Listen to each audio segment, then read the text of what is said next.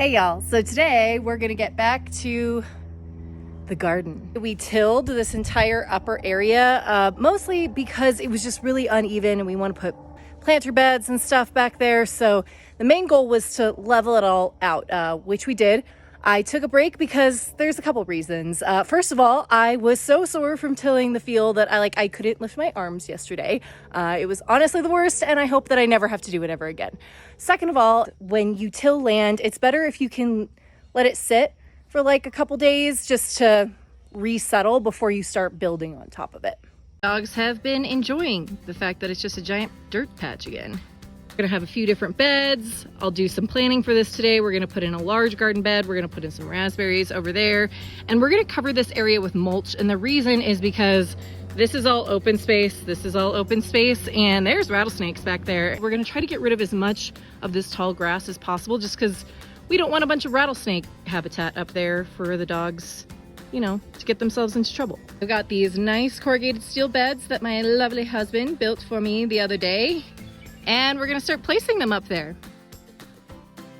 So I just kind of arbitrarily placed these over here, but now we're gonna start measuring and planning. I love measuring and planning. I started measuring where the large bed and the raspberries were gonna go first. As you may notice, our fence is not really square. I don't really know what to do with this space over here, but I'm actually thinking about putting like a hawk perch or something out there because we have lots of birds of prey, lots of hawks, lots of owls, lots of eagles.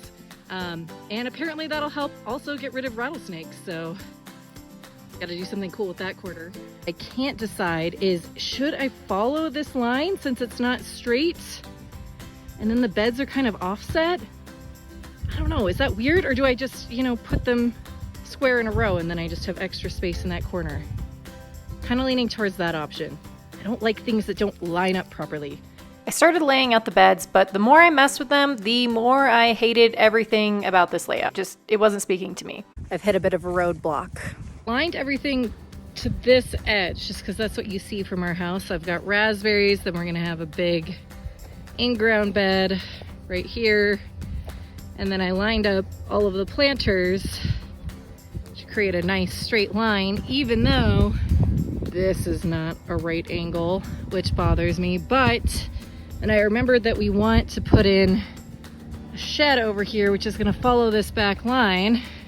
So then when you look at it from this angle, like the shed's gonna follow this and then everything else is gonna be on a different angle.